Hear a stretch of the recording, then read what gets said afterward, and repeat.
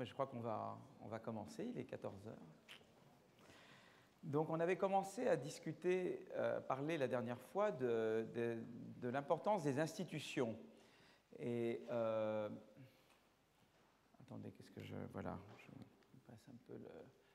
Et donc, puisqu'on avait commencé un petit peu à expliquer quelles sont les sources de différence de PIB par tête entre pays, et on avait dit qu'une des raisons, ça peut être que les pays ont accumulé différentes quantités de capital, mais à ce moment-là, on se pose la question pourquoi certains pays accumulent plus que d'autres, épargnent plus que d'autres, investissent plus que d'autres. Une autre raison, c'est capital humain. Pourquoi il y a des pays qui investissent plus dans l'éducation que d'autres? Et les différences technologiques, pourquoi il y a des pays qui innovent plus que d'autres? Et donc tout ça renvoie un petit peu à l'idée, est-ce qu'il y a derrière tout ça, il n'y a pas des différences de politique ou d'institutions? Donc, en gros, et là, il y a un débat qu'on a commencé à aborder la dernière fois, mais on n'avait pas été très très loin, c'était de dire, mais finalement, une vision, c'est de dire il y a des différences culturelles, des différences de normes, si vous voulez. Donc la culture, c'est à la fois des croyances, des attitudes, des préférences. Il peut y avoir des différences géographiques. On va voir que certains grands auteurs, grands penseurs ont mis en évidence le fait, on dit voilà, quand on vit sous un climat tropical, ce n'est pas la même chose que quand on vit sous un climat tempéré. Et ça a de l'influence à la fois sur les comportements humains et sur le type d'institution qui se met en place. Et puis la raison plus profonde, c'est de dire c'est vraiment les institutions, c'est-à-dire voilà, il y a différentes façons d'organiser les contraintes, les incitations, les façons de travailler ensemble.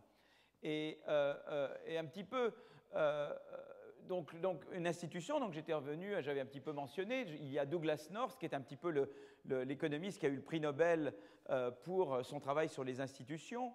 Et en gros, l'idée des institutions, c'est que c'est décidé, conçu par les hommes en société, ça établit des contraintes et ça donne également des incitations. Et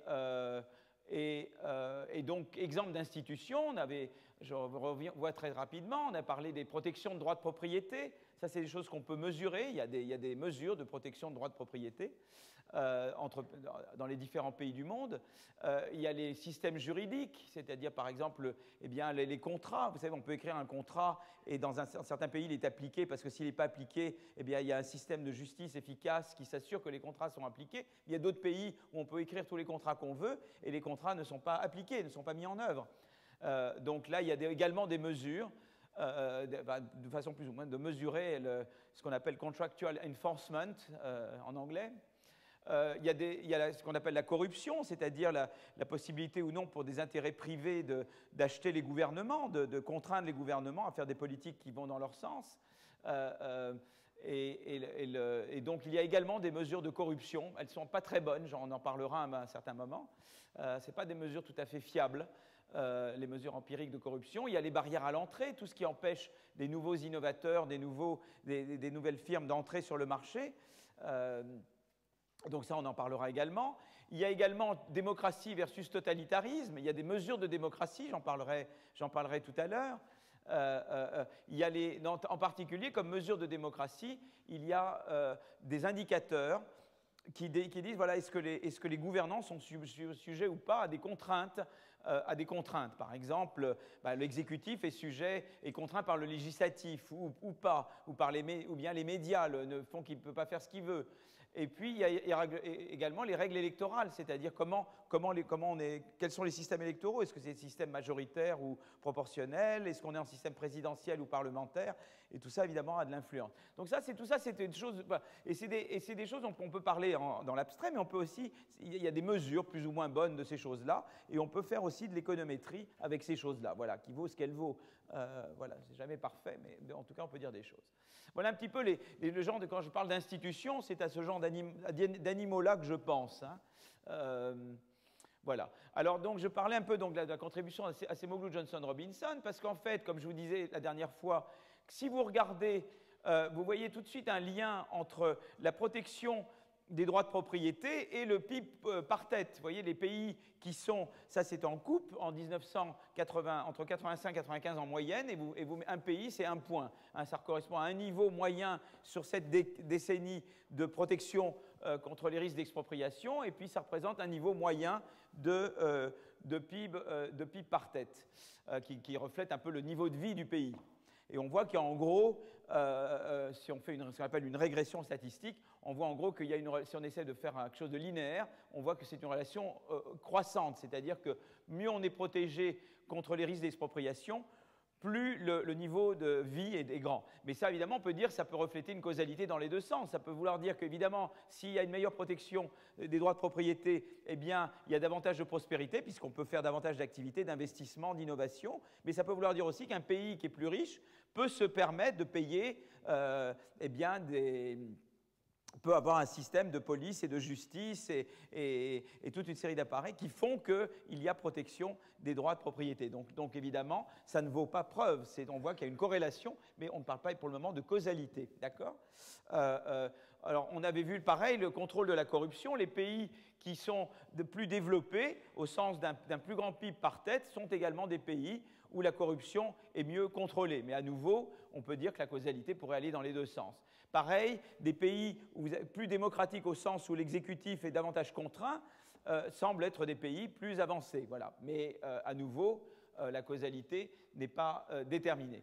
Alors, dans le grand débat, et on était arrivé à peu près à ce point-là la dernière fois quand j'ai arrêté, c'était de dire, ben voilà, il y a une vision, c'est de dire c'est la géographie qui prime, voilà, par exemple. Et donc Montesquieu vous dit, non, la géographie détermine les comportements humains, et les comportements humains déterminent à la fois les performances économiques et le système politique. Donc quand je regardais, je cherchais à avoir une causalité entre, d'un côté, expropriation et de l'autre côté, PIB par tête, ben, M. Montesquieu vous dirait, mais non, il n'y a pas vraiment de causalité, parce qu'en fait, il y a un troisième facteur qui est la géographie, qui détermine à la fois l'un et à la fois l'autre.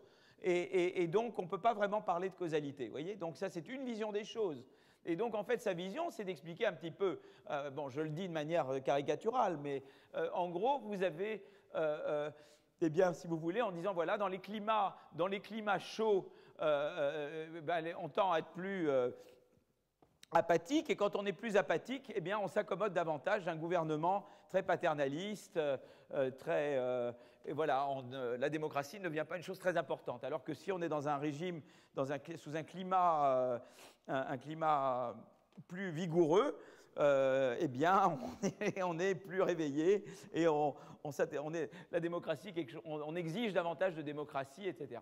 En gros, c'est un petit peu ça la vision de Montesquieu. On a un peu le régime qu'on mérite et on est plus ou moins demandeur, on est prêt à se battre pour un régime plus démocratique davantage quand il fait moins chaud et humide, qu'on n'a pas à se battre contre des mouches, etc. En gros, c'est un petit peu ça l'idée, quoi.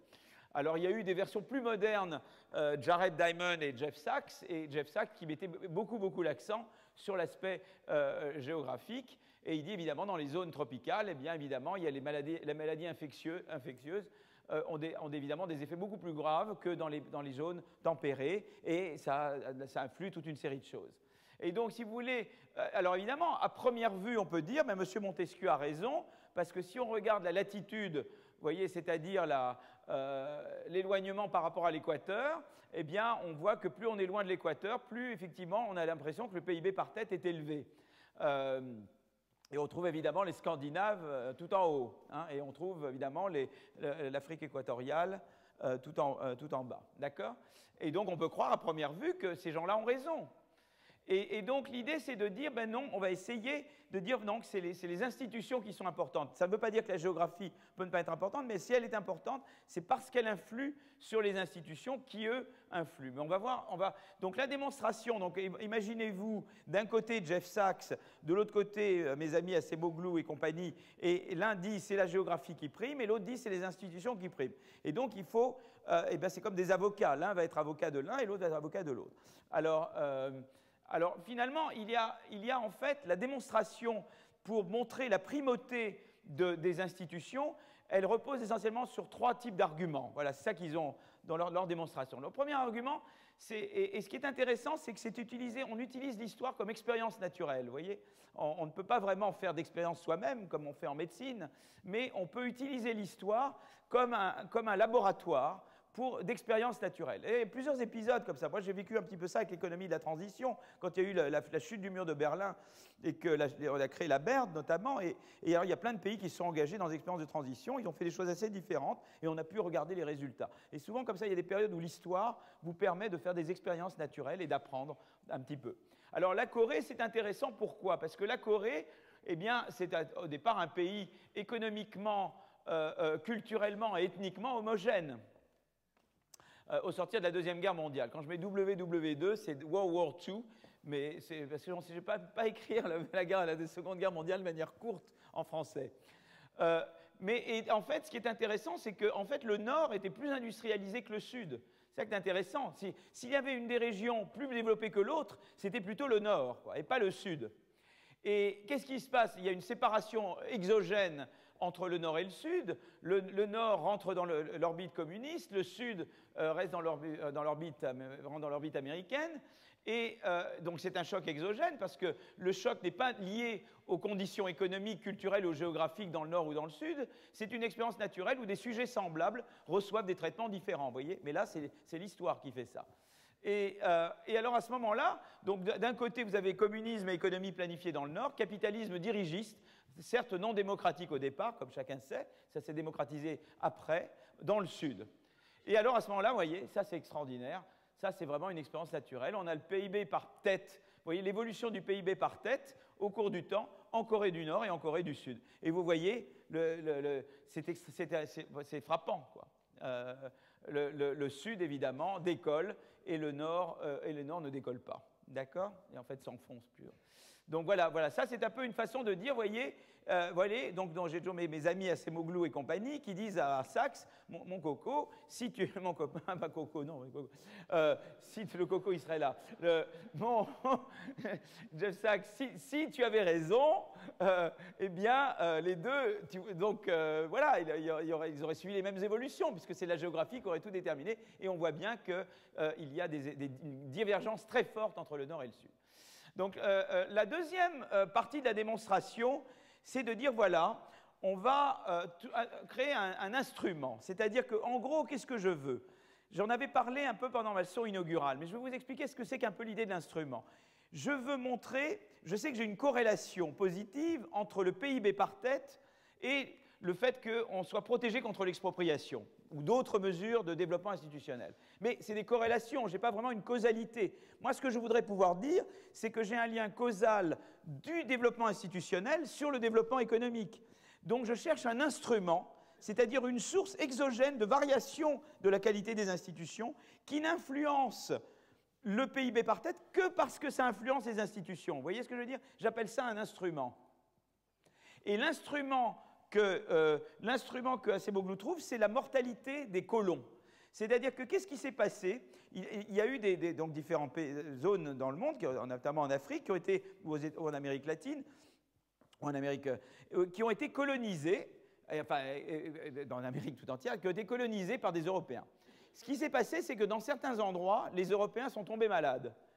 Voilà, ils n'ont pas. Et ça ne veut pas dire que la population locale est tombée malade, vous voyez, donc on peut dire que c'est la géographie simplement. Mais ce qui est très intéressant, c'est que souvent, c'est des maladies contre lesquelles la population locale était immunisée, mais pas les colons. Dans les endroits où les colons tombent malades, eh bien, ils vont rester à la périphérie du pays quelque part. Ils vont établir des comptoirs. Et ils ne vont pas vraiment développer les institutions du pays. Vous voyez ce que je veux dire? Ils vont vraiment se servir du pays, faire un peu de l'extraction de ressources et transporter, avoir un port, un peu d'extraction, mais ils ne vont pas vraiment construire des institutions. Dans les endroits où ils tombent moins malades, là, ils restent, vous voyez, ils rendent, et là, au contraire, eh bien, ils investissent le pays vraiment, ils s'insèrent et ils transforment les institutions du pays. Et donc leur instrument, c'est la mortalité des colons. Vous voyez ce que je veux dire? Donc là où les colons meurent beaucoup, eh bien, le développement institutionnel est faible et on devrait observer aujourd'hui de mauvaises performances économiques et de mauvaises institutions aujourd'hui. Donc ils regardent l'effet de la mortalité des colons dans les années 1500-1600 sur la qualité des institutions aujourd'hui et du coup sur la performance aujourd'hui. Vous voyez comment ils font? D'accord? Donc là où ils sont moins fortement contaminés et meurent en grand nombre, où ils sont fortement contaminés et meurent en grand nombre, les colons utilisent davantage la réseau colonisé comme comptoir et par conséquent ils investissent moins dans l'établissement de nouvelles institutions. Par contre là où ils ne meurent pas trop, et bien là ils investissent davantage dans les institutions. Alors voilà, donc on voit tout de suite déjà une chose très intéressante, c'est qu'on peut déjà dire, voilà, si je regarde le lien entre la mortalité des colons à l'époque et le PIB par tête aujourd'hui, on voit clairement que plus la mortalité des colons était élevée à l'époque, plus la performance économique aujourd'hui est faible. D'accord? Mais ce qui est très intéressant, alors là, ne vous embêtez pas avec les tableaux, je vous dis simplement ce que disent ces tableaux. D'accord? Donc n'ayez pas peur d'un tableau, je ne vous en montrerai pas beaucoup. Ce tableau, ce qu'il regarde, c'est la relation entre le risque d'expropriation aujourd'hui et la mortalité des colons. Et on voit qu'il y a une relation très négative et en fait très significative. Vous n'avez pas à rentrer dans le détail des chiffres. Ce que ça dit, c'est que plus la mortalité des colons était élevée, plus la protection aujourd'hui contre le risque d'expropriation est faible. C'est pour ça que vous avez des moins là, vous voyez?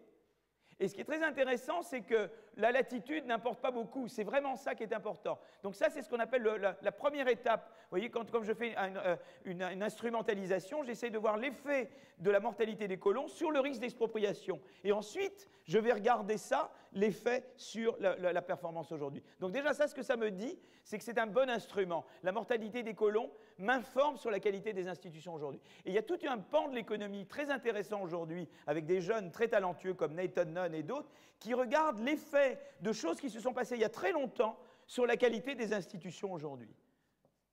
Et donc voilà, et ça c'est tout un pan que j'aimerais peut-être l'an prochain, parce que je ne pouvais peut-être pas faire ça cette année, mais j'aimerais l'an prochain passer un peu de temps, mais je vous donnerai déjà je vous dirigerai vers des articles récents, une littérature récente très intéressante là-dessus. Et alors là maintenant vient la régression principale qui est de dire, je regarde l'effet de la protection contre les droits de propriété, mais instrumenté, c'est instrumenté par la mortalité des colons sur le PIB par tête. Et là, on voit que c'est très fortement positif. Mais là, c'est vraiment une régression qui est causale. Vous voyez, je veux dire, c'est parce que j'ai regardé l'effet de l'expropriation des droits de propriété instrumenté c'est la partie expliquée par la mortalité des colons que je régresse, par rapport à laquelle je régresse la performance aujourd'hui. Vous voyez? Donc là, j'ai vraiment maintenant une régression causale. Je peux dire l'effet que j'avais avant, qui était une corrélation, je peux dire que c'est une causalité. Donc ça, c'est le deuxième choix. Et alors là où c'est formidable, c'est qu'une fois que j'ai fait ça, la latitude n'a plus aucun effet. C'est-à-dire qu'une fois que j'ai fait cette régression instrumentalisée, la latitude n'est plus importante. Vous voyez? Elle ne joue que dans la mesure où elle aurait pu jouer sur la mortalité des colons et donc par ce biais sur les institutions. C'est ça qui est très très fort. Et alors on regarde, on peut contrôler par l'humidité, la température, la malaria, l'espérance de vie. Tout ça devient totalement pas important à partir du moment où j'ai mis les institutions. Et ça, c'est la réponse d'Acemoglu à Sachs. Ça ne veut pas dire que le climat ne peut pas... Il n'est important que parce qu'il influence la mortalité des colons et donc les institutions. Et c'est par ce biais qu'il peut avoir un effet. Donc c'est les institutions qui sont importantes. Vous voyez le raisonnement? Si vous ne voyez pas, levez les mains, hein, si des choses que je ne... N'hésitez pas, hein, je ne veux pas de... Voilà. Alors ça, c'est le deuxième argument. Donc vous voyez déjà, on est dans ce débat Jeff Sachs, Acemoglu, et on a déjà ces deux arguments. Alors maintenant, le dernier argument, on dit en anglais « nail in the coffin hein, », le clou dans le cercueil, hein, j'appelle ça la roue tourne. En anglais, ils disent « reversal of fortune hein. ». Et la roue tourne, qu'est-ce que ça veut dire? Eh bien, c'est la chose suivante. Est-ce que tout le monde est... Oui. Alors, c'est de dire, voilà, les anciennes colonies, ceux qui avaient des taux d'urbanisation ou des densités de population, parce que vous savez, quand on veut mesurer le degré de développement, aujourd'hui, on mesure le degré de développement par le PIB par tête. Mais on n'a pas de mesure comme ça pour les années 1500. Tout ce qu'on sait maintenant sur ces années, c'était les taux d'urbanisation et les densités de population. C'est tout ce qu'on connaît. C'est comme ça qu'on mesure le développement. Vous voyez, je n'ai pas de données de pied par tête à l'époque gallo-romaine en France, ça n'existe pas. Mais on a une idée des taux d'urbanisation, et voilà, c'est ça qu'on connaît, vous voyez. Donc c'est ça qu'on utilise. Donc ce qui est intéressant, c'est que les premiers sont devenus les derniers. C'est intéressant, hein. C'est-à-dire que les anciennes colonies, avec des taux d'urbanisation, des densités de population élevées en l'an 1500, connaissent aujourd'hui des niveaux de PIB par tête relativement bas de nos jours. Tandis que les colonies peu urbanisées, vous voyez déjà des typos que je vais bien corriger là déjà. Alors bien sûr des accents, il y a beaucoup d'accents qui manquent, mais je promets des transparents avec accent et correct voilà, d'ici 3 jours. Hein. Tandis que les colonies peu urbanisées ou peuplées en 1500 tendent à être plus prospères de nos jours. Alors, est-ce qu'il y a eu une explication géographique? Alors, on peut dire qu'il y a eu des changements climatiques, mais enfin, depuis 1500, alors c'est vrai qu'il y a un réchauffement climatique, il y a eu des choses, mais enfin, il n'y a pas eu de choses majeures à ce point d'expliquer ce renversement de tendance. Donc, c'est très intéressant. Pourquoi les premiers deviennent les derniers et les derniers deviennent les premiers? Alors, vous voyez, je vais vous montrer donc, cette figure. Là, c'est le taux d'urbanisation en 1500 entre les pays, hein, et vous avez le PIB par tête aujourd'hui. Vous voyez que vous avez vraiment, enfin, en temps, on peut voir, si on fait une régression statistique, on voit une tendance assez forte à l'inversion. Vous voyez, par exemple, pareil avec la densité de population. Si je regarde la densité de population en 1500, qui est encore une autre mesure de développement, et le PIB par tête, eh bien, à nouveau, je vois une inversion. Vous voyez, donc c'est quand même très intéressant. Et donc, d'où vient cette inversion? Et l'argument d'Acemoglu, c'est de dire que la cause est institutionnelle. Ce n'est pas géographique, la géographie n'a pas tellement changé. Et c'est la même chose au sein des États-Unis. Aux États-Unis, avant la révolution industrielle, si on voulait gagner de l'argent, où est-ce qu'il fallait aller? Eh bien, il fallait aller dans les États du Sud, évidemment. Vous voyez, on exploitait de la main-d'œuvre des esclaves et on avait des plantations, on vivait comme des nababs, etc. Par contre, si vous habitiez à Boston à cette époque-là, on crevait de froid, il n'y avait pas grand-chose à faire. Hein. Donc, si vous voulez, c'est très intéressant. Donc, pareil, au sein même des États-Unis, vous avez cette roue qui tourne. Vous voyez. Donc, quand l'inversion s'est-elle produite? Eh bien, l'inversion s'est produite à ce moment-là, c'est-à-dire au moment de l'industrialisation. Là, je regarde le taux d'urbanisation dans les colonies, vous voyez, qui étaient en bas du niveau, vous voyez, en termes d'urbanisation, qui étaient peu urbanisées en 1500. Donc la courbe bleu foncé, c'est vous voyez, c'est les performances des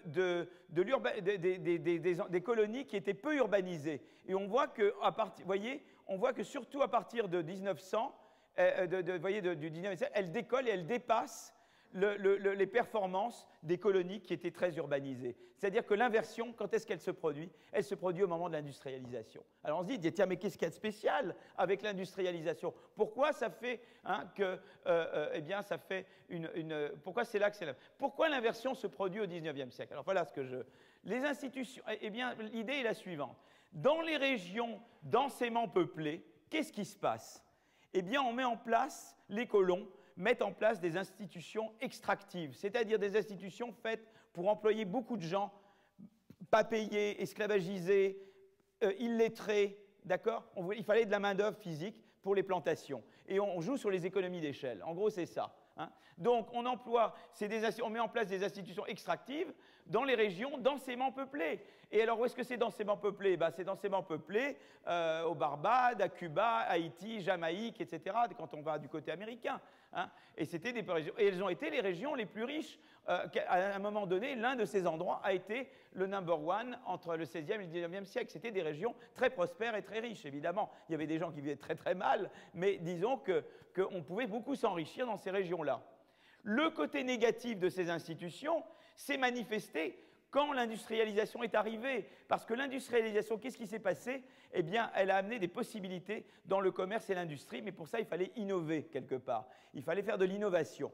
Et si vous voulez, et l'innovation, on va le voir de plus en plus tout au long de ce cours, c'est la destruction créatrice, c'est le nouveau qui remplace l'ancien.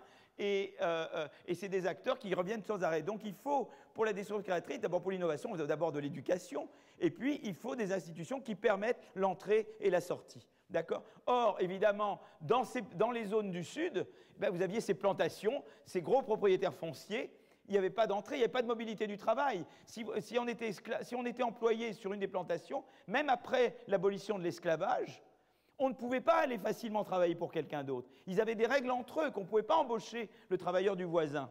Ce qui permettait évidemment de mettre au salaire minimum, puisqu'ils n'avaient aucun pouvoir de marchandage, les gens qui travaillaient dans les plantations, puisqu'ils ne pouvaient pas dire « si tu me fais des mauvaises conditions, je peux aller chez l'autre ». Donc il y avait vraiment des institutions faites pour maintenir le salaire, le niveau de vie de ces gens-là au niveau le plus bas possible et de jouer sur la force de travail et les économies d'échelle. Mais évidemment, ça, ce n'est pas bon pour l'industrialisation, parce que l'industrialisation, il faut de l'éducation et il faut de la mobilité.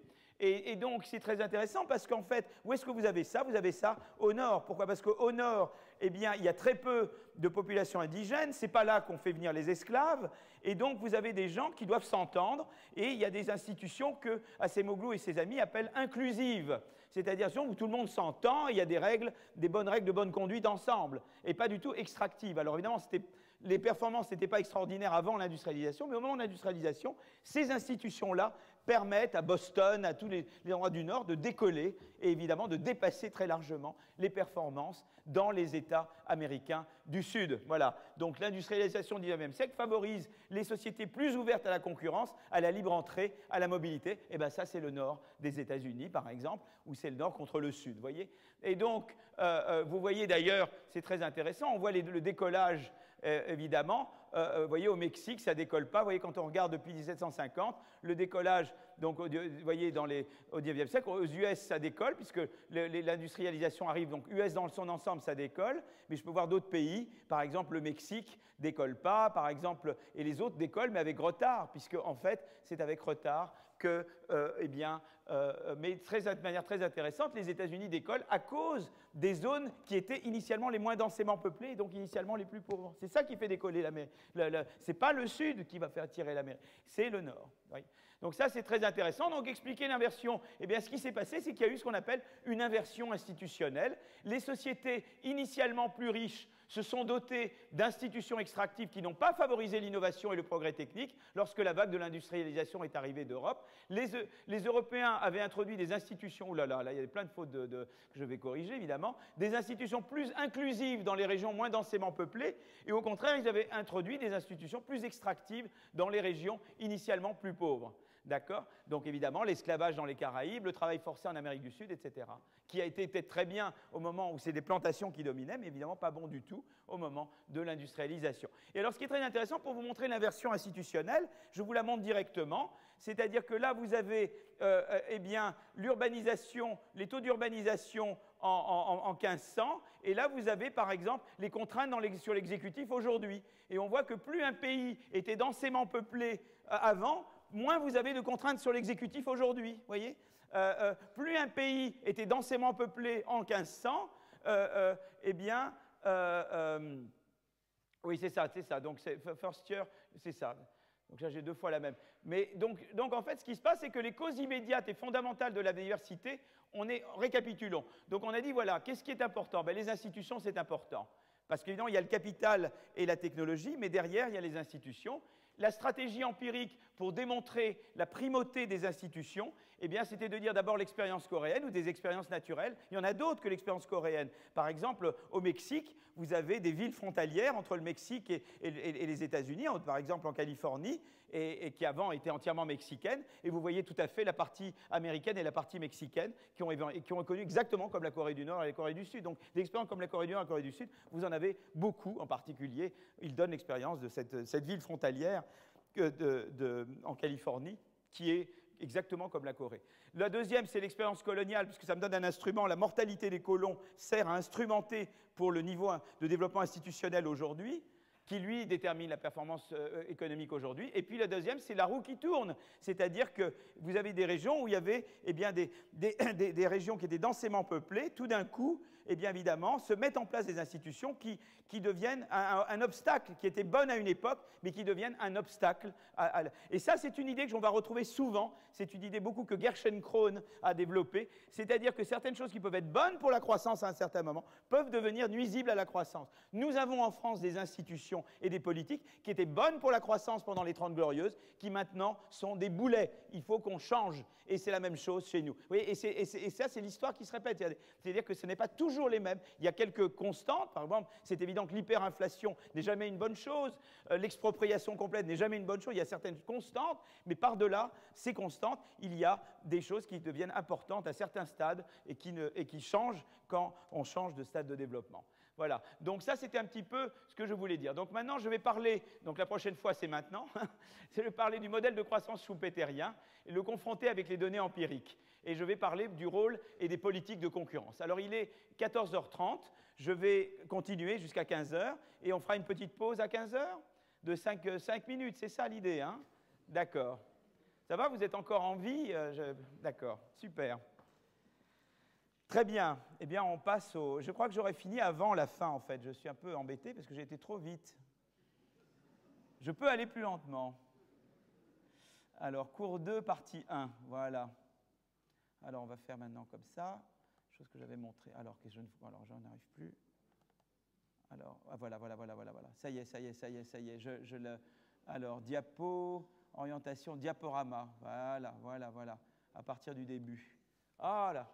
Ça, c'est mon co-auteur avec qui j'ai développé la théorie schumpeterienne. Donc, en gros, si vous voulez, reprenons où nous en sommes. J'ai parlé un peu de certaines énigmes de la croissance qu'on veut expliquer. Ensuite, j'ai parlé du modèle de Solow, du modèle de croissance basé sur l'accumulation de capital. Et j'ai montré les limites de ce modèle. J'ai montré qu'il y avait une série de choses que ce modèle n'explique pas. Et qu'en particulier, toutes les énigmes que nous avions ne peuvent pas être expliquées par ce modèle. Donc, il a fallu chercher un autre modèle. Et l'autre modèle, en fait, je l'ai fait, nous l'avons fait avec Peter Howitt en 87, et c'était un modèle d'inspiration schumpeterienne, donc il s'inspirait de ce monsieur.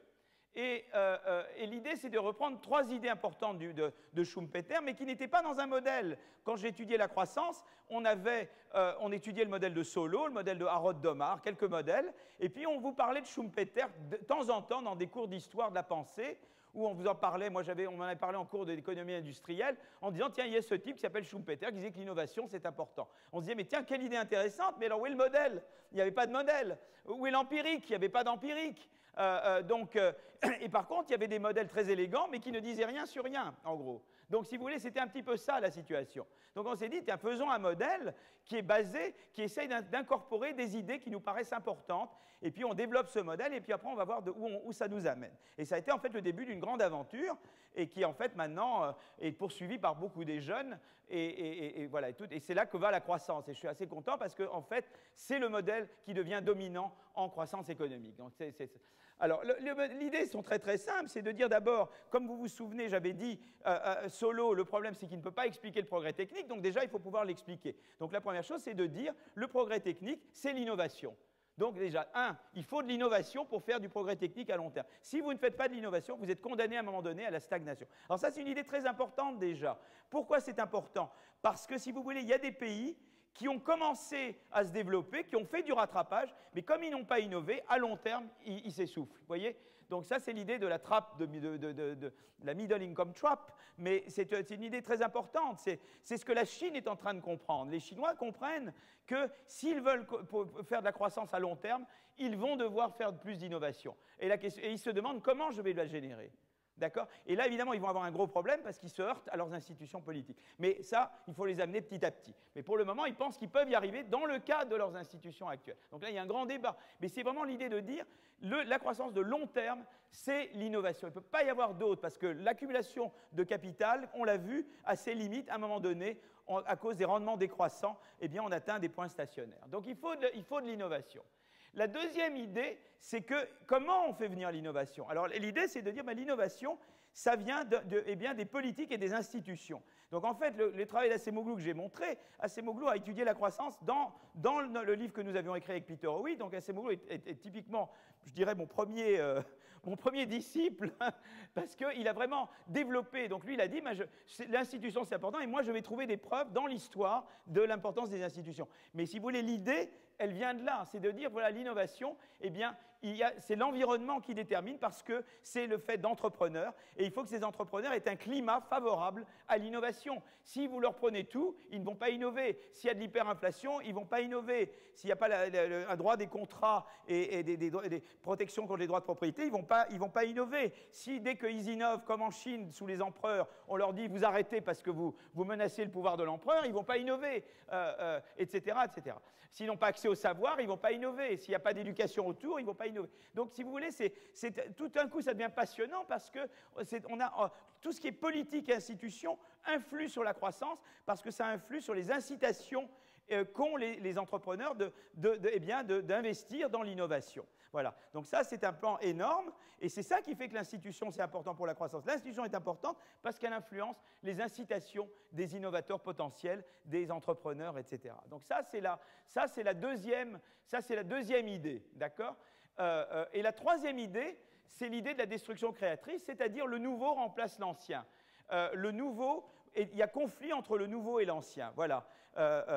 Et donc, eh bien, c'est un conflit, la croissance. La croissance, c'est un processus conflictuel.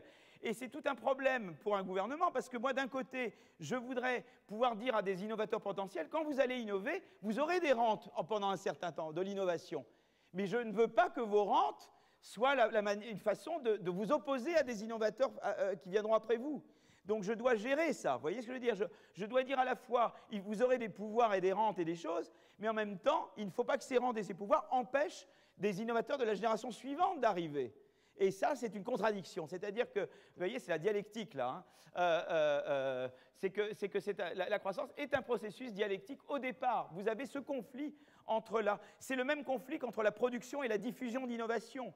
Par exemple, il y a la croissance verte. On voit bien, c'est un problème. C'est dire, voilà, comment vous inciter à la croissance verte ? D'un côté, on voudrait diffuser immédiatement toutes les innovations vertes aux pays en développement. Mais d'un autre côté, si vous le faites immédiatement, comment se payent les innovateurs, ceux qui ont fait les innovations, qui les ont introduites ? Et pareil pour les médicaments. On voudrait pouvoir tout de suite diffuser les médicaments contre la malaria au monde entier. Mais comment vous remboursez les gens qui ont fait la recherche au départ ? Donc comment vous gérez ça ? Et là, les gouvernements ont un rôle à jouer, les institutions ont un rôle à jouer pour gérer cette contradiction entre la production et la diffusion d'innovation, entre le fait de produire des innovations et de ne pas empêcher des gens d'innover après vous, de vous imiter. Et ça, c'est énorme comme sujet. C'est l'économie politique de la croissance.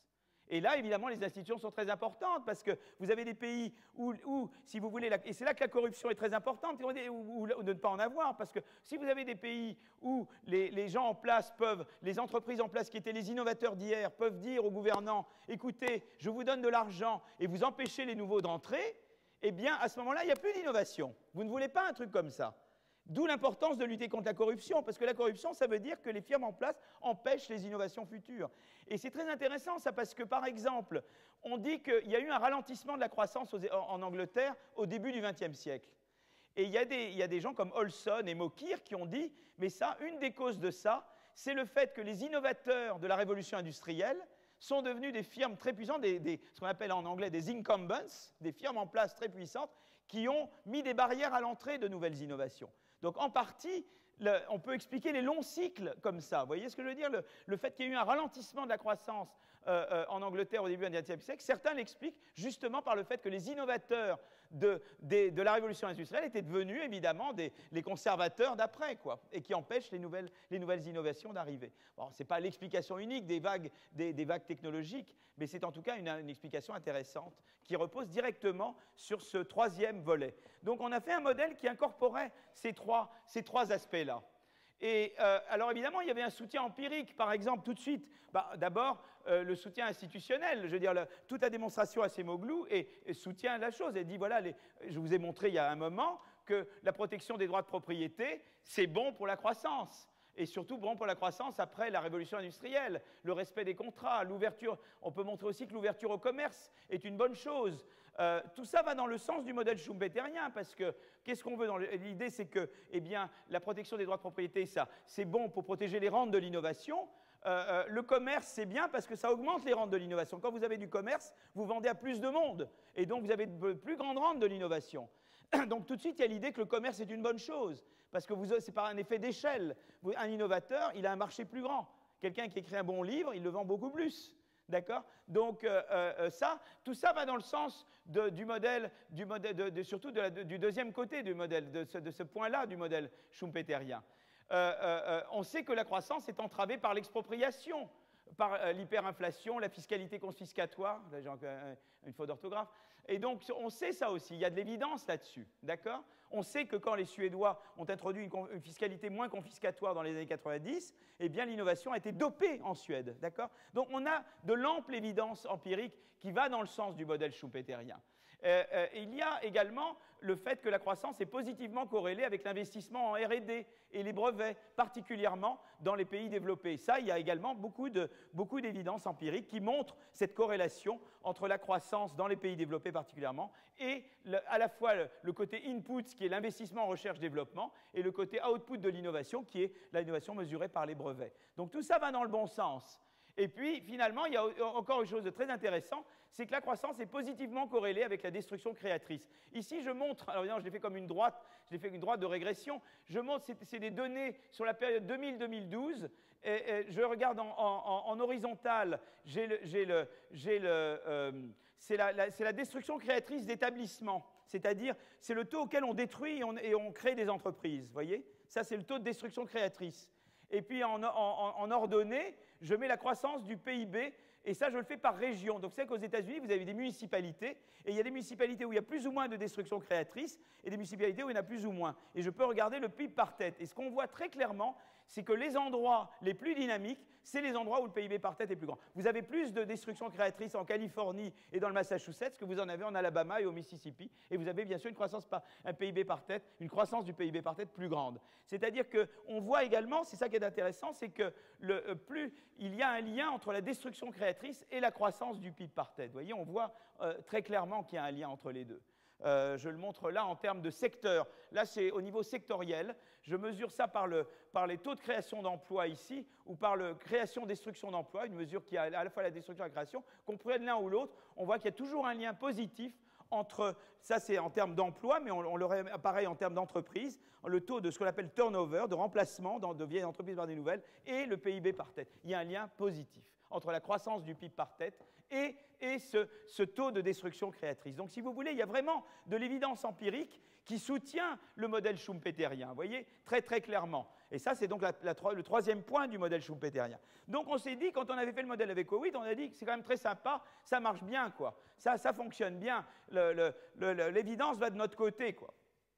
Et donc, si vous voulez, c'est toujours comme ça, il y a une belle histoire, et puis tout d'un coup arrivent des gens qui, évidemment, se disent, on va se les payer.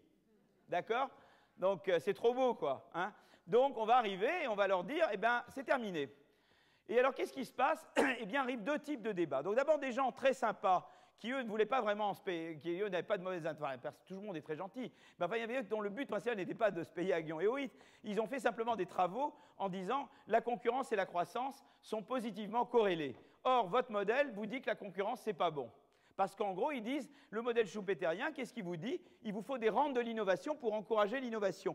La concurrence réduit ses rentes. Donc, vu au premier degré, votre modèle prédit que la concurrence, c'est mauvais pour l'innovation et la croissance. Or, nous voyons que c'est bon. Donc ça, c'est le premier challenge. D'accord? Et puis, il y a eu un autre débat qui sont sur les effets d'échelle. Je vous ai dit tout à l'heure, c'est bon le commerce international, plus c'est grand, plus mes rentes sont grandes, plus je vais innover. Et est arrivé un monsieur Jones en 1995, qui est maintenant prof à Stanford, et qui a dit, voilà, moi, écoutez, je vois que le nombre de chercheurs a augmenté sans arrêt, or le taux de croissance de la productivité n'a pas augmenté. Et surtout, il était dans les années 95, on n'avait pas encore vu l'accélération de la croissance aux États-Unis. Donc, il dit, écoutez, moi, c'est bien gentil, mais votre modèle prédit que quand on a davantage de chercheurs, et une population qualifiée plus grande, on devrait faire plus d'innovation et donc avoir une croissance plus forte. Or, je vois que le nombre de gens qualifiés et le nombre de chercheurs augmente, mais je ne vois pas que la croissance s'accélère. Donc, votre modèle ne marche pas.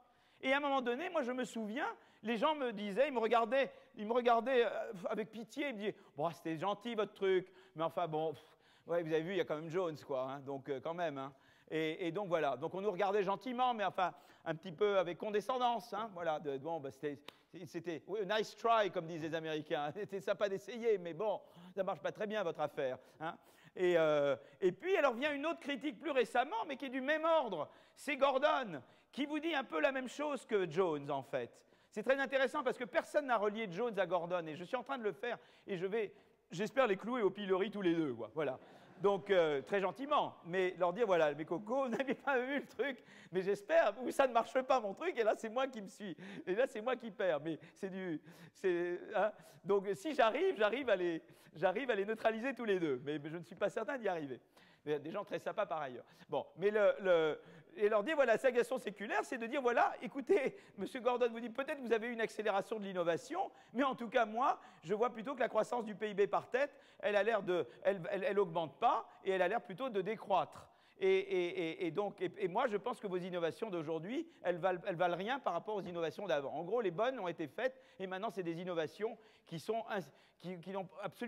n'apportent rien au schmilblick. Vous voyez, on innove sur vraiment la couleur de votre cravate, quoi, mais pas sur quelque chose d'important, et donc, il ne se passe rien. Voilà. Et si vous voulez, ce qui est très intéressant, c'est que les deux critiques, on peut répondre avec le même. Je pense que, mais comme c'est une recherche en cours, je vous montrerai des premiers résultats. Évidemment, j'espère pouvoir confirmer tout ça. Mais mon espoir, c'est que je peux leur dire à tous les deux qu'ils ont tort. Mais c'est bien comme je dois montrer des recherches en progrès. Je vous montre des recherches en progrès. Peut-être que demain, je reviendrai. On dirait, écoutez, je m'excuse, mais ce n'est pas robuste à tel ou tel. Alors, sur la concurrence d'abord. Sur la concurrence, donc nous, le modèle schumpeterien primitif, dans une version primitive, disons, du modèle, effectivement, prédisait que la concurrence n'était pas bonne. C'était un modèle où, effectivement, c'était toujours les gens qui n'étaient pas en place qui innovaient. Pourquoi? Parce que c'était un modèle où c'était toujours plus profitable d'innover quand on est à l'extérieur que quand on est à l'intérieur. Voilà. Parce que quand on est à l'extérieur, on passe de zéro au profit d'innovation. Quand on est déjà à l'intérieur, on fait déjà un profit. Donc on a moins à gagner à innover que quelqu'un qui arrive de zéro et qui innove. Et le modèle était comme ça. Donc en fait, c'était un modèle où c'était fait de façon que l'innovation était toujours faite par des outsiders. Et il passait de zéro à un profit. Et la concurrence réduit ce profit-là, donc elle réduit l'incitation à innover, donc elle réduit la croissance. Et ça, c'était le modèle, d'accord? Et donc ce modèle prédisait très clairement que la concurrence était mauvaise pour la croissance. Il y avait d'autres modèles concurrents, notamment d'un économiste qui s'appelle Paul Romer, qui avait exactement la même chose et qui montrait aussi chez qui aussi la concurrence, c'était des modèles pas incomplètement schumpeterien, mais qui avait quand même cet aspect qui montrait que la concurrence était mauvaise. Et puis viennent des empiristes de Londres, surtout donc autour d'un économiste qui s'appelle Blundell, et avec un groupe autour de lui, l'Institut fiscal de Londres, et eux font des études directes sur les données de firmes anglaises, et ils montent dans les secteurs plus concurrentiels. Alors comment ils mesurent la concurrence? On peut mesurer la concurrence par le nombre de firmes dans votre secteur. Ça, c'est une mesure de concurrence. On peut mesurer aussi la concurrence inversement par vos rentes. Vous voyez, si vous êtes dans un endroit où vous faites peu de rente, ça veut dire que vous êtes obligé de baisser les prix pas mal. C'est une mesure, peu de rente, c'est une bonne mesure de concurrence aussi. Donc il y a différentes mesures. Ils les ont toutes essayées et ils voyaient que systématiquement, si j'ai essayé de mettre une droite, c'était une droite plutôt, elle n'est pas très droite ma droite. Enfin en gros, ils avaient une relation croissante entre concurrence et croissance. Et donc ils disaient, ben, c'est très joli, mais votre modèle schumpeterien, ça marche. Bon, c'est ça que ça impliquait. Eux n'ont pas été vraiment à critiquer le modèle. Mais enfin, il suffisait de regarder et de dire, ben, il y a quand même un problème, quoi. Et si vous voulez, OIT et moi, on s'est dit, on ne peut pas quand même laisser ça, il faut quand même qu'on réponde à cette question. On ne peut pas la laisser, alors que d'autres auraient dit, bon, écoutez, les empiristes, mais l'économie est un peu organisée comme ça. Souvent, on dit, vous savez, il y a plusieurs étages à Harvard, les empiristes étaient au rez-de-chaussée, les théoriciens étaient au deuxième étage. Si les empiristes disaient un truc, on les disait, oh, bah, écoutez, on vous salue, on se croise dans l'ascenseur, on ne fait pas attention. Et beaucoup de gens, ça résonne comme ça, souvent. C'est comme la dernière crise financière qui a révélé qu'il fallait faire de la micro et de la macro et de la finance ensemble. Vous aviez des gens qui faisaient de la macro, des gens qui faisaient de la finance, ils se saluaient poliment, et maintenant ils se parlent un peu. Hein, c'est une bonne chose. Voilà. Bon, c'est un petit peu ça qui se passait. Donc nous, on s'est dit, on ne peut pas faire ça, on doit dialoguer. Alors, pour essayer d'expliquer pourquoi il fallait reprendre notre modèle, il y avait un truc qui manquait dans notre modèle. Et on a essayé d'abord de dire, ben voilà, une histoire qu'on pourrait avoir, c'est une histoire qu'Oliver Hart, qui était un collègue d'Harvard, avait développée en 83, c'est de dire, en gros, les firmes sont dirigées par des gens paresseux, quoi. En anglais, on dit satisficing. En gros, vous aviez vu peut-être My Fair Lady, With a little bit of luck. Vous connaissez cette chanson merveilleuse, hein? With a little bit of luck. Donc, l'idée, c'est de dire, en gros, j'ai une vie pépère, je suis dirigeant d'entreprise, j'ai une vie pépère, j'ai une voiture, j'ai un chauffeur, j'ai des trucs, je veux garder tout ça, j'ai pas envie de me fouler trop, hein, mais voilà. Mais évidemment, quand il y a de la concurrence, et que je ne fais rien, ma firme risque d'aller en faillite. Et du coup, je perds ma voiture, mon chauffeur, mes avantages. Donc, j'ai envie là, ça m'oblige à travailler. Même quelqu'un de paresseux, quand il y a de la concurrence, il est obligé de travailler dur, quoi. Vous voyez ce que je veux dire? Donc, ça, c'était la première idée. C'est de dire, nous, dans nos firmes, elles étaient des gens qui maximisaient les profits. Mais si, mettons qu'au lieu de ça, on ait des firmes dirigées par des satisficing agents, des gens un peu paresseux, eh bien, à ce moment-là, la concurrence devient un élément stimulant pour la croissance dans des entreprises comme ça. C'était la première manière. L'autre façon, c'était de dire les innovations ne sont pas faites juste par des firmes qui sont des outsiders, mais c'est-à-dire que les innovations sont faites aussi par des insiders. Or, les insiders font déjà des profits. Et la concurrence, il se peut qu'elle réduise les profits après l'innovation, mais elle réduise encore plus les profits si vous n'innovez pas. Et ça, c'est une force très forte d'innovation. C'est-à-dire que vous êtes déjà dans le marché, vous faites déjà des profits. Et l'idée, c'est de dire peut-être que la concurrence va réduire mes profits après l'innovation, mais certainement, à cause de la concurrence, si je n'innove pas, je vais perdre encore plus, quoi. Et donc, je vais essayer d'échapper à la concurrence en innovant, en faisant mieux que vous. Parce que sinon, on est trop au même niveau technologique. Si je fais mieux que vous, je me donne de l'oxygène. Et la concurrence, à la limite, peut même me profiter, parce que ça me permettra de prendre des parts de marché sur vous. Donc, ça, c'est une autre manière de répondre. Et moi, je les ai essayées toutes les deux. En fait, je n'avais pas d'idée très précise. Avec différents co-auteurs, j'ai essayé l'une, j'ai essayé l'autre. Mais il s'est trouvé que chaque fois que vous faites un changement au modèle, il a des implications en plus. Et ce que vous faites, c'est que vous regardez ces implications-là. Vous dites, voilà, si je prends les gens sont paresseux, ça a différentes implications. Est-ce qu'elles sont vraies ou pas? Vous regardez l'autre histoire, elle a d'autres implications. Et vous retournez aux données. Et vous voyez ce que les données vous disent. Et c'est ça qui vous permet de discriminer. Vous comprenez comment travailler? Et c'est comme ça que vous faites le dialogue entre les données et le modèle. Vous avez un modèle, vous avez des choses qui ne vont pas. Vous modifiez le modèle, mais ça vous amène d'autres implications que vous allez retester dans les données, que vous resoumettez aux données, au test popérien, si vous voulez. Et après, vous voyez ce qui marche et ce qui ne marche pas. Et là, vous voyez, regardez, j'ai deux histoires. Regardons qu'est-ce que me disent l'évidence empirique sur ces deux histoires, vous voyez? Et là, j'ai fait trois, et en fait, il y a trois, entre les deux types d'explications, j'ai fait trois types de tests au cours du temps. La première, c'était de regarder concurrence et politique. En fait, je ne les ai pas faites toutes seules, hein, mais l'un, c'est concurrence et politique macro-contracyclique. En gros, l'idée est de dire, si en général, on veut faire des politiques où on baisse les taux d'intérêt quand ça ne va pas bien, ou bien on subventionne plus les firmes quand ça ne va pas bien pour leur permettre de survivre. D'accord? Si je suis dans un monde où les gens sont paresseux, est-ce que je vais vouloir faire des politiques comme ça? Non, parce que si je leur donne de l'argent, ils vont dormir. Vous comprenez? C'est ce que dit Mme Merkel à Hollande. Pas question, pas de flexibilité macroéconomique, mon coco, tant que tu ne fais pas des réformes. Parce que ça va te donner de l'oxygène pour ne pas réformer. C'est exactement le raisonnement. Donc si je suis dans un monde, à ce moment-là, certainement, plus la concurrence, voyez ce que je veux dire, la concurrence va être bonne pour faire des réformes, parce que la concurrence, ça va pousser à réformer, mais les politiques contracycliques vont être mauvaises. Et on ne veut surtout pas défaire l'effet de la concurrence avec des politiques contracycliques. Vous comprenez? Or, on voit là que les politiques monétaires contracycliques ont beaucoup plus d'effet sur la croissance dans les secteurs où il y a plus de concurrence, et pas dans les secteurs où il y en a moins. Donc il y a une complémentarité entre les politiques monétaires contracycliques, où on baisse les taux d'intérêt en récession, on les augmente en expansion, dans les secteurs plus concurrentiels. Ça va contre les agents paresseux. Ça va contre la première explication. Vous suivez ça? Si j'étais dans un monde de firmes paresseuses, eh bien, au contraire, l'effet de la concurrence serait défait par la politique économique contracyclique, au lieu d'être renforcé par la politique macroéconomique contracyclique. Donc ça, c'est le premier test qui montre l'explication des agents paresseux n'est pas bonne, l'autre peut marcher. La seconde, c'est la concurrence et les brevets. Ça, c'est un truc très intéressant, parce que la concurrence et les brevets, on y reviendra tout à l'heure.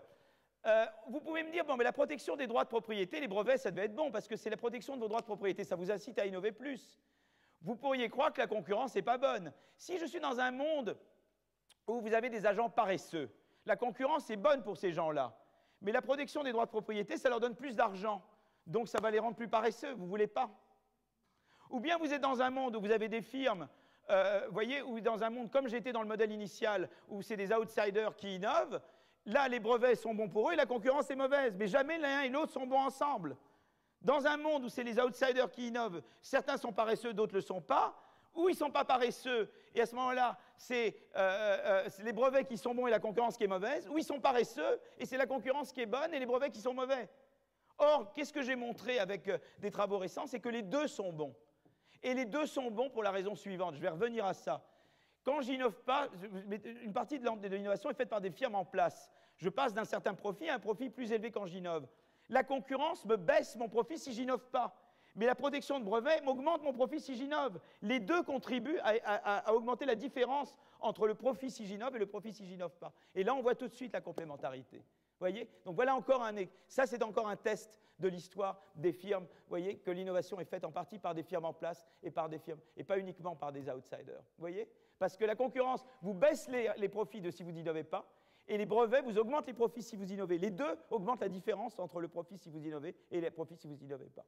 Et donc il y a une complémentarité entre brevets et concurrence. Et c'est un argument très intéressant, et ça c'est un travail empirique qui le montre abondamment. Et c'est très intéressant parce que M. Bill Gates, par exemple, il pense que parce que la concurrence, il pense que parce que le brevet est bon, il ne faut pas embêter les firmes avec la concurrence. Il allait régulièrement dans les procès antitrust, dire, écoutez, comme vous croyez dans les brevets, si vous faites de la concurrence et de l'antitrust, vous allez décourager les futurs Bill Gates, parce que vous allez leur réduire leur rente. Mais c'est parce qu'ils résonnent dans un monde comme dans mon modèle initial, où c'est les outsiders qui font les innovations, pas les insiders. Voyez. Donc c'est intéressant, c'est tout un débat là-dessus. Et donc la complémentarité. Et alors la troisième, c'est la distance à la frontière et la concurrence. Et ça, c'est les travaux avec Richard Blandel, c'est-à-dire qu'on a dit, ben voilà, il y a en fait deux types d'entreprises. Il y a les outsiders, mais les outsiders, ça peut être aussi des entreprises très loin de la frontière technologique. Eux, essentiellement, ils essaient de rattraper. Ces gens-là, ils ont essentiellement profit zéro s'ils n'innovent pas, et peut-être un profit s'ils innovent, parce qu'ils rattrapent à ce moment-là. Là, pour eux, la concurrence, elle n'est pas bonne. C'est les firmes en orange. Ça, c'est les firmes loin de la frontière technologique. Pour ces firmes-là, eh bien, plus on est loin, plus la concurrence augmente, moins il y a de l'innovation et de la croissance dans ces firmes-là. Par contre, les firmes bleues, c'est les firmes près de la frontière. C'est les firmes qui sont déjà vraiment celles qui font des profits aujourd'hui. Pour elles, la concurrence stimule la croissance parce que c'est une manière de dire je vais innover davantage pour être plus fort que mes. Je suis en concurrence au coude à coude avec les autres et je vais innover pour échapper à la concurrence avec les gens coude à coude. C'est comme je disais dans ma leçon inaugurale, l'exemple d'une classe. Vous amenez un élève brillant de l'extérieur dans une classe.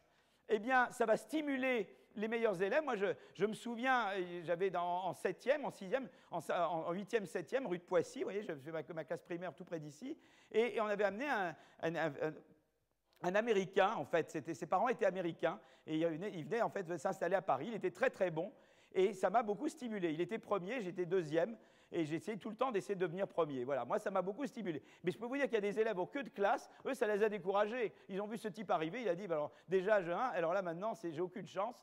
Donc, il y avait exactement, et il y a eu des études qui ont été faites sur l'éducation, exactement comme ça, montrant l'effet d'arrivée d'étudiants brillants dans une classe, l'effet que ça a à la fois de stimuler vous voyez, les performances des meilleurs élèves de la classe, et au contraire, décourager la performance des élèves moins bons. Alors, évidemment, un modèle comme ça, dans le truc paresseux, dans un modèle, si tout le monde est paresseux, eh bien, évidemment, la concurrence devrait stimuler tout le monde. Et ne peut pas avoir un effet dans un sens pour les uns et dans un autre sens pour les autres. Alors, vous pourriez dire que les firmes loin de la frontière, c'est des firmes paresseuses ou les autres, mais plutôt, il n'y a pas de raison. Et de dire, voilà, des effets différents. Donc ça, c'est très intéressant, c'est que ça relie au fait que vous êtes déjà près de la frontière. Vous êtes loin de la frontière, eh bien, vous êtes comme une firme qui ne faisait pas de profit, qui n'en fait que si elle innove, c'est comme un outsider. Vous êtes une firme à la frontière, vous êtes des gens qui déjà font des profits, mais la concurrence vous réduit vos profits, et la seule façon d'y échapper, c'est d'innover sur les autres. Et donc, on arrive à cette... Alors, évidemment, les deux, et ce qui est très intéressant, c'est qu'on met les deux ensemble et on trouve cette courbe en U inversée, c'est-à-dire que partant de pas de concurrence du tout, d'augmenter la concurrence, augmente la croissance et l'innovation, et quand il y a déjà beaucoup de concurrence, l'augmenter, la concurrence encore plus, eh bien, réduit. C'est-à-dire que l'effet qu'on avait dans les modèles initiaux, on le voit quand même apparaître ici, et alors que l'effet d'échapper à la concurrence est là. Là, c'est l'effet des firmes proches de la frontière qui dominent, et là, c'est l'effet des firmes loin de la frontière qui dominent. Et ce qui était très beau dans ce dialogue avec les empiristes, parce qu'eux, ils avaient juste regardé une régression comme ça, ils n'avaient pas vu qu'il y avait une courbe en U inversée, et que la théorie qu'on a faite avec eux a permis de mettre ça en évidence. Vous voyez, donc ça, vous voyez, et là, du coup, on a pu répondre à une critique qui avait été faite en améliorant le modèle, en le rendant plus riche, et en retournant aux données, et en dire voilà, et c'est ce modèle-là qui fonctionne. Mais par contre, l'autre qu'on avait essayé, lui n'a pas passé le test darwinien. Ce modèle-là était invalidé par une série de tests empiriques. Et c'est comme ça que vous progressez, vous voyez, avec l'empirique et la théorie. Là, je vous montre une chose simplement, je ne veux pas vous embêter, ça c'est des pays. Alors là, je montre des pays. Les pays plus à droite sont des pays qui sont proches des pays les plus productifs, c'est-à-dire les États-Unis, en termes de PIB par tête. Les pays qui sont vers la gauche, c'est les pays qui sont les pays les moins développés. Et là, je regarde leur taux de croissance. Mais ce qui est très intéressant, évidemment, plus on est développé en général, plus le taux de croissance est faible. Parce que quand on est la Chine, on rattrape. Et bien, quand vous rattrapez, vous faites du 10% ou du 8% de croissance. La France ne peut pas faire du 8%. La France, si elle fait déjà 2, c'est déjà énorme, 2,5. Parce que quand c'est beaucoup plus facile de rattraper, de réinventer de la roue que de l'inventer. Donc, quand vous êtes frontière, vous avez un taux de croissance plus faible.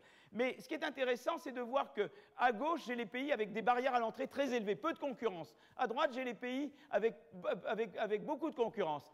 Et vous voyez que quand on est d'avoir peu ou beaucoup de concurrence, quand vous êtes loin de la frontière technologique, quand vous êtes des pays pas très développés, ce n'est pas très grave. Pour la France des 30 Glorieuses, évidemment, on n'était pas là, on était là, mais pour la France des 30 Glorieuses, ce n'était pas un grand drame d'avoir peu de concurrence. Mais quand vous êtes un pays qui devient très développé, vous voyez, là, la performance de croissance, elle est beaucoup plus élevée que là. Et c'est-à-dire que quand vous êtes un pays développé, il faut de la concurrence. Parce que dans un pays développé, vous avez beaucoup plus de firmes en bleu que de firmes en orange. Plus vous êtes un pays développé, plus la fraction des firmes bleues est grande par rapport à la fraction des firmes oranges. Et donc, plus la concurrence stimule votre croissance. Pourquoi la France, aujourd'hui, doit libéraliser ses marchés des produits? Parce que nous sommes un pays plus développé que nous étions avant. Et nous avons davantage de firmes bleues. Nous devons maintenant, pour être une économie de l'innovation, en fait, avoir beaucoup plus de concurrence. Vous voyez, donc ça, c'est ce qu'on avait. On retrouve au niveau, là, ça c'est au niveau des firmes en Angleterre, et on retrouve ça si on fait des comparaisons pays. Et c'est toujours très intéressant de dire que ce qu'on a au niveau des pays, on peut l'avoir à un niveau beaucoup plus microéconomique si on compare entre firmes à l'intérieur d'un même secteur. Et on retrouve les mêmes idées. Donc ça, c'est vraiment la chose de la concurrence. Donc c'est toujours utile, vous voyez, quand vous êtes critiqué, c'est toujours important. Parce que même si les critiques sont méchantes, elles sont utiles. Parce qu'en essayant de répondre à la critique, vous enrichissez votre modèle, vous enrichissez votre analyse. Alors la deuxième critique, c'est le débat sur les effets. Alors je devrais m'arrêter peut-être là, il est 15h02, je vous donne 5 minutes, on dit, et on reprend dans 5 minutes. Voilà, vous êtes d'une patience d'ange. Merci.